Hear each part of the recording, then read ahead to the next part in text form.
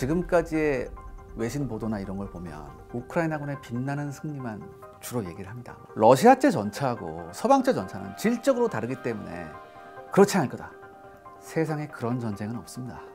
푸틴은 이미 핵을 쓸 준비를 하고 있는 건 사실이에요. 바이든이나 푸틴이나 젤렌스키 세 사람 중에 한 사람이 죽어야지 전쟁이 끝날 거라고 그랬어요. 2022년 2월 24일 러시아의 우크라이나 침공으로 시작된 전쟁. 어느새 1년이 다 돼갑니다. 전쟁은 사실상 미국을 필두로 한 서방대, 중국, 이란 등 친러시아 진영의 대리전으로 치러지며 두 번째 봄을 맞이하고 있습니다. 곧 개전 1주년을 맞아 러시아가 대공세에 나설 것이란 관측도 있는데요. 얼었던 땅이 녹아 진흙탕으로 변하기 전에 또 서방 탱크가 우크라이나 전선에 배치되기 전에 러시아가 움직일 것이란 분석이죠. 지금까지 그래왔듯 우크라이나 역시 전력을 다해 맞서며 물러서지 않을 것으로 보이는데요. 출구가 보이지 않는 이 전쟁, 현재 어떤 상황이고 앞으로 어떻게 흘러갈까요? 오늘 뉴스그란데에서는 미국과 같은 서방 언론뿐 아니라 러시아, 우크라이나 현지 매체, 현지 보고서 등을 토대로 전황을 관찰하고 있는, 그래서 서방 언론 보도와는 조금 다른 시각으로 이번 전쟁을 분석하고 있는 두 분을 각각 모시고 의견을 들어봤습니다.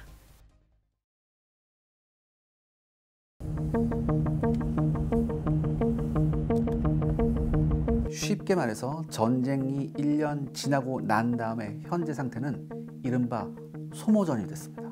그럼 여기서 우리가 생각을 해봐야죠. 소모전을 할 땐 누가 유리할까? 이거를 근본적으로 생각해 봐야 돼요. 쉽게 말해서 자급자족이 가능한 나라가 양쪽 중에 어느 쪽인가? 이걸 생각해 봐야 되죠. 근데 우크라이나 입장에서는 불행하게도 러시아는 에너지나 식량이나 이런 것 등등이 자급자족이 가능한 나라입니다. 그러니까 어려움을 겪더라도 버틸 수가 있어요. 반면에 우크라이나 상황을 보면 우크라이나는 지금 끊임없이 외부로부터 뭔가 들어와야 돼요. 무기도 들어와야 되고 지원도 들어와야 되고 탄약도 들어와야 되고 다 모든 게 지금 외부로부터 의존하는 것밖에 없잖아요. 그래서 굉장히 서방이 특히 미국이 한 두어 달에 한 번씩 뭐 몇십억 달러 지원 계속 발표하잖아요. 이게 그런 거거든요. 그러면 이런 끊임없는 소모전에서 과연 누가 유리할 것이냐라는 걸 봤을 땐 지금 상황에서는 자급자족이 가능한 러시아가 유리한 상황이 맞다. 전 그렇게 생각을 합니다.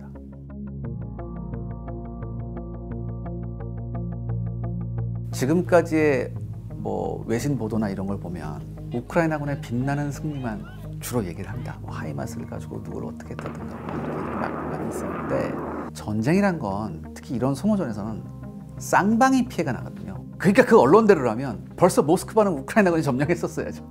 근데 그건 아니에요. 절대 그게 아니거든요. 이런 거를 생각을 해야 해요. 우크라이나군도 역시 피해가 크다. 특히 이제 헤르손을 다시 우크라이나 뺏기고 나서 러시아가 했던 전략이 있죠. 드론과 탄도미사일을 사용한 이제 공격이었어요. 그걸 가지고 이제 우크라이나의 에너지 기반 시설을 집중적으로 노렸는데 그것뿐만 아니라 또 러시아가 노린 타겟이 뭐였냐면 우크라이나 곳곳에 있는 도로망과 철도망의 파괴였어요. 특히 교량. 그냥 도로를 파괴하면 그냥 메꾸면 되거든요. 근데 교량은 부서뜨리면 그걸 다시 복구하는데 시간이 굉장히 많이 걸려요. 그런데 이런 교량 시설을 러시아군이 집중 공략하면서 우크라이나군이 물류 이동에 대한 굉장한 어려움에 빠집니다. 지금. 왜냐하면 외부로부터 뭔가를 공급받아야 되거든요. 대부분 폴란드에서 오는데 곳곳에 도로망과 철도망 그리고 특히 교량이 파괴되니까 제때에 보급 물자를 최전선까지 옮겨줬는데 굉장히 힘들게 됐어요. 이것도 우크라이나군의 발목을 잡는 원인 중에 하나입니다.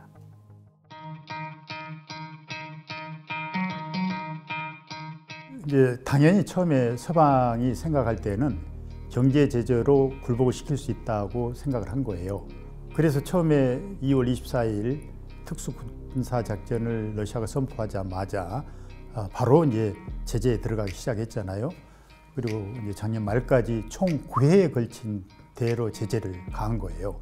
그 중에서도 디폴트의 선언을 이제 무려 4번에 걸쳐서 하거든요. 그럼에도 불구하고 러시아가 굴복을 안 한 거예요. 근데 그 디폴트라는 게 뭐 아시다시피 지불 능력이 없어서 못 갚아서 스스로 굴복하는 거 아니에요? 근데 러시아는 그렇지가 않거든요. 외환 보유고가 지금 현재 기준으로 한 6천억 달러 정도 돼요. 전 세계로 지금 5위하고 4위 왔다 갔다 하거든요. 그런 정도의 외환 보유를 가지고 있는 나라가 디폴트 선언에 거기 한다는 거는 뭐 있을 수 없는 거죠. 근데 강제 디폴트를 유도하는 거죠. 그런데 결론적으로는 지금 지옥 같은 제재를 무려 9차례 가한 거예요. 지금도 하고 있고 등유 상한제 이걸 도입을 하는데 실패했다고 보는 그 근거를 우리가 객관적으로 확인해 보면 경제 지표를 보면 알거든요. 이게 러시아의 그 경제 지표 중에 이제 가장 중요한 게 환율이잖아요. 환율이 작년에 개전을 한 직후에 무려 반토막이 났어요. 이게 1달러에 70루블이 140루블까지 다운이 됐거든요. 그러다가 다시 이제 원래대로 돌아오고 오히려 2014년 우크라이나 사태가 생기기 이전 크림반도 점령 그 당시대로 다시 돌아온 거예요. 그래서 뭐 1대 60까지 왔는데 현재는 지금 69에서 70 사이 왔다 갔다 해요. 아주 그 환율은 그거는 속인다고 되는 게 아니거든요. 두 번째가 이제 경제 성장률을 보는데 작년 경제 성장률을 서방이 예상을 했던 게 러시아가 마이너스 5, 6, 7 정도 될 거라고 봤는데 얼마 전에 이제 IMF가 공식 발표를 한 게 10월 기준의 경제 성장률이 마이너스 2.3이에요. 이게 아주 매우 양호한 거죠. 그리고 이제 올해치 전망도 0.3 플러스, 내년은 2.1. 지금 뭐 미국이나 유럽하고 별 차이가 없는 거예요. 이게 결론은 제재한 그 효과가 없는 거죠. 그리고 또 하나가 이제 우리가 주목해야 될 게 결제 시스템이잖아요. 스위프트. 그거를 이제 퇴출을 시키면 이제 러시아가 더 이상 국제 경제에서 활동을 못 할 걸로 봤는데 러시아가 대체 결제 시스템을 마련한 게 뭐냐면 미르라는 러시아가 만든 결제 시스템이 있어요. 근데 그거를 이용하는 나라들이 구소련권, 유라시아 연합 국가들이죠. 거기에 플러스 베트남, 한국도 그걸 이용을 해요. 그러니까 스위프트 퇴출을 시켜도 그게 그렇게 큰 효과가 없는 거예요. 그리고 또 하나 이제 주목할 거는 이제 러시아하고 중국하고의 교역량이 역사상 최고치를 경신한 거예요. 작년 10월 기준으로 해서 무려 무역액이 1,500달러까지 뛰었거든요. 수치만 봐도 사실은 서방이 대로 경제 제재하는 거에 의미가 없다는 얘기예요.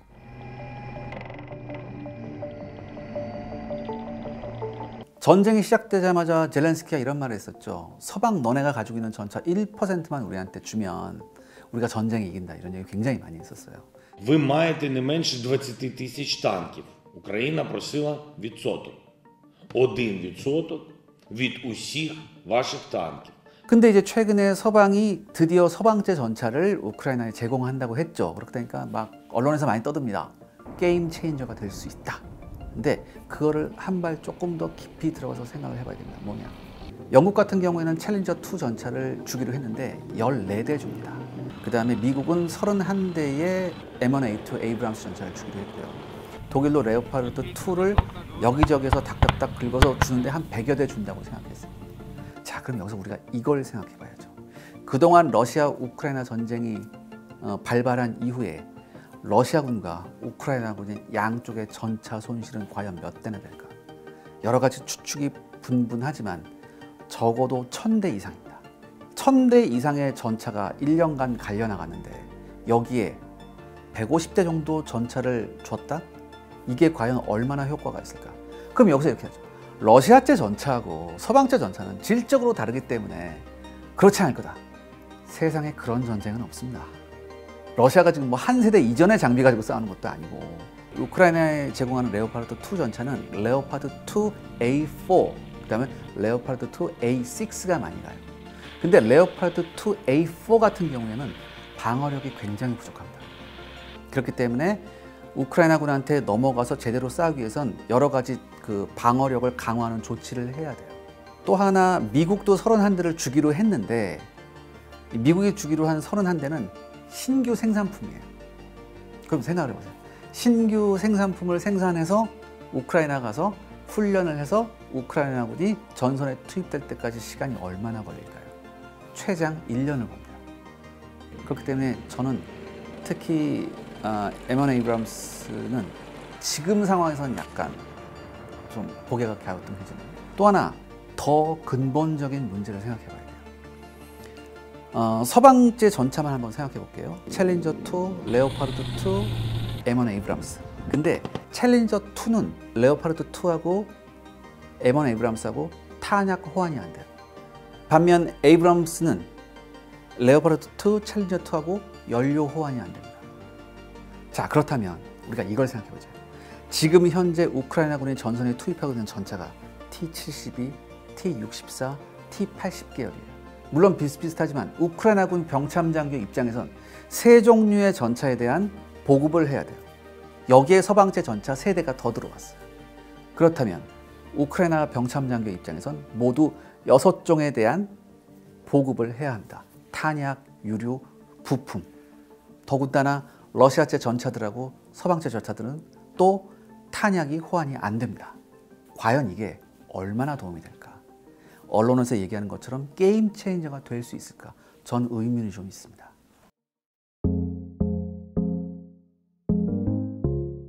지난 러시아 우크라이나 전쟁 여름에 스타가 하이마스였죠. 근데 하이마스가 굉장히 좋은 퍼포먼스를 보였는데 이 하이마스의 최장 사거리가 84km 정도밖에 안 돼요.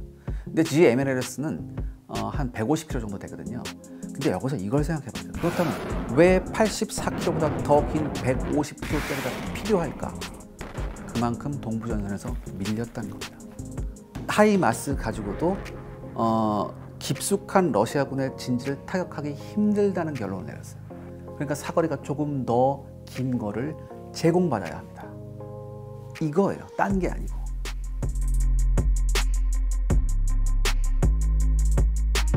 푸틴은 이미 핵을 쓸 준비를 하고 있는 건 사실이에요. 그렇다고 해서 뭐 히로시마 나카사키처럼 하루아침에 핵폭탄을 날리냐? 저는 이건 아니라고 봐요. 제가 보기에 몇 가지 그 로드맵을 정해놓은 것 같아요. 이 1단계가 지금 계속 핵 공갈을 하잖아요. 구두로 자꾸 협박을 하잖아요. 2단계가 지나서 예를 들어서 이제 서방의 공격 무기를 이제 우크라이나군이 사용해서 러시아 본토에 상당한 위협을 가한다.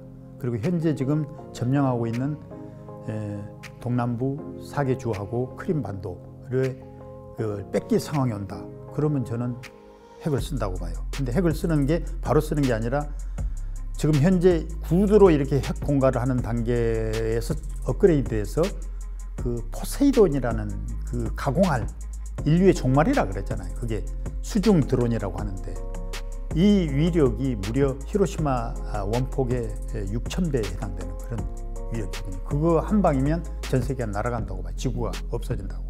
근데 그거를 지금 실험 준비를 하는 동향들이 다 포착이 되고 있어요. 그래서 1단계로 그 포세이돈을 흑의 이 중간 어디 이제 공해 지역이죠. 거기나 아니면 북해 쪽 러시아 좀 뭐 인간의 피해를 받지 않는 그 지역에서 아마 실험을 해서 그 위력을 한번 전 세계에 보여줄 거다. 이거 가지고도 안 통한다. 그러면 저는 그 다음 단계로 가는 게 이제 저위력의 핵이죠.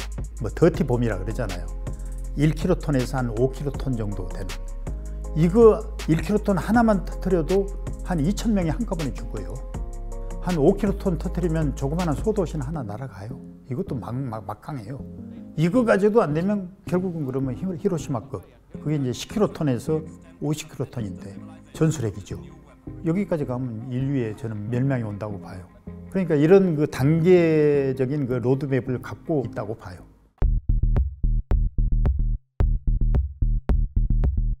러시아군은 항상 뭐라고 얘기했냐? 포병은 전쟁의 신이라고 얘기했어요. 러시아 우크라이나 전쟁 초반에 어설프게 러시아군이 미군 흉내를 내려고 했다가 옴팡 깨졌어요. 그리고 나서 러시아군이 깨달은 게 있죠. 우리가 잘하는 걸로 가야 된다. 그러면서 어마어마한 포병 화력을 이제 투사하기 시작했거든요.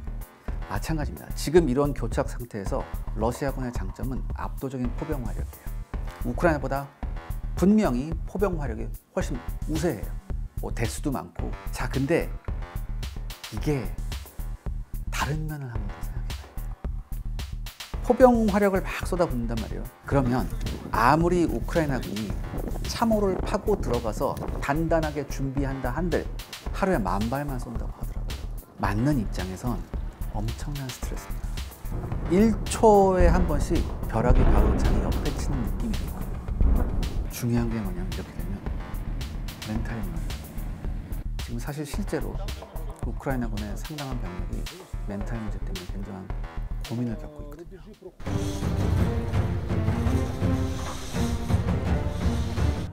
바이든이나 푸틴이나 젤렌스키 세 사람 중에 한 사람이 죽어야지 전쟁이 끝날 거라고 그래요.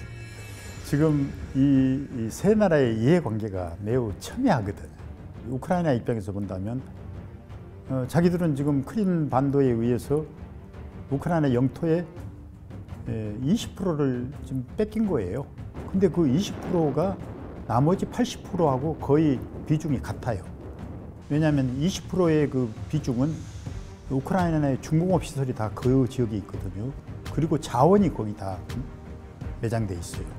그리고 전략적으로 매우 중요해요. 크림 반도는 뭐 말할 것도 없고, 이번에 그 돈바스 동부 사계주가 이제 러시아가 병합함으로 인해서 아조프해가 이제 내해가 돼버린, 우크라이나가 이제 못 쓰게 된 거예요. 그러니까 지금 젤렌스키 입장에서는 그렇게 자국 영토를 뺏기고, 그리고 얼마나 많은 지금 인명 피해가 있고 물질 피해가 있어요. 그리고 비공식 통계로 보니까 뭐 10만 명이 죽었다는 얘기까지 나올 정도인데 아직 통계가 안 나오는 거예요. 서로 알 수가 없어요 지금. 그렇게 인적 물적 피해를 봤는데 쉽게 양보할 수 없는 거죠. 그러면 자기는 역사의 시인이 됐는데, 그래서 젤렌스키는 절대 저는 포기를 못 한다고 봐요. 끝까지 죽을 때까지 가야 돼. 그러면 이제 푸틴은 어떠냐? 푸틴은 이번이 처음이자 마지막이라고 보는 거예요. 왜냐하면 푸틴이 2000년 5월 달에 취임하자마자 선언한 게 뭐냐면 강한 러시아를 재건하겠다. 그러니까 푸틴은 이미 자기가 취임하면서부터 과거의 영화를 회복하겠다는 그게 이제 슬로건이에요. 그리고 꾸준히 20년 동안 그 방향대로 해온 거예요. 그 중에 이제 가장 적국이라고 할 수 있는 게 이제 미국이죠. 미국하고의 어떤 그 헤게모니 싸움. 근데 이번에 이제 그 기회가 온 거죠. 그러니까 여기에서 더 이상 양보할 수가 없다. 여기서 양보하면 우리는 영원히 이제 제3국으로 절약될 수밖에 없다는 이런 그 의지가 있고, 또 국민들도 그걸 지지를 하고, 러시아가 지금 추구하는 게 부국 강병인데, 부국과 강병 중에 어느 걸 택하냐면 우리는 부국을 택하겠지만 러시아는 강병을 택해요. 국민의 정서가 그거에 있어요. 이거를 우리는 너무 간과하는 거죠. 그래서 푸틴도 절대 물러날 수 없고 러시아 국민도 물러나는 걸 원하지 않는다는 얘기죠. 여기서 한 번은 미국하고 이제 맞짱을 떼야 된다라는 이제 입장이에요. 그리고 이제 미국 입장에서 보세요. 지금 뭐 전쟁 특수는 말할 것도 없고, 바이든 입장에서도 지금 차기 이제 재선도 해야 되고, 여기에서 미국이 뭐 수세에 밀린다, 이거는 아니잖아요. 그러니까 어떻든 이거는 미국의 어떤 그 우월한 어떤 위치에서 종전을 하더라도 해야 되는데 지금 상황은 아니란 얘기죠. 이 전쟁은 사실 뭐 미국이 결정하고 혹은 젤렌스키가 결정해서 끝나는 전쟁이 아니라 전 이걸 푸틴의 전쟁이라고 보거든요. 결국엔 푸틴이 결정해야 될 것 같아요. 이 정도면 전쟁을 끝내도 되겠다 하는 생각이 과연 어느 선에서 들 것이냐. 푸틴도 고민이 있죠. 계속해서 이 전쟁을 이런 식으로 하다간 자기 정치 생명이 위험할 수도 있으니까. 그렇기 때문에 아직까지는 러시아가 점령한 상태가 많아요.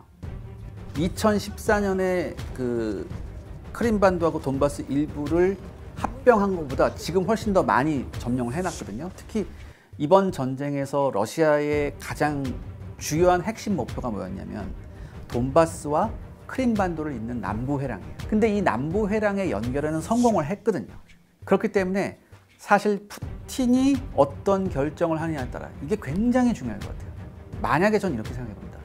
이어지는 전투에서 어떤 결과가 나왔고 그 결과에 따라서 만약에 푸틴 입에서 협상 테이블이라는 말이 나오면 그때부터는 그 종전에 관한 가능성이 그 어느 때보다 높지 않을까. 전 그렇게 한번 예측해 봅니다.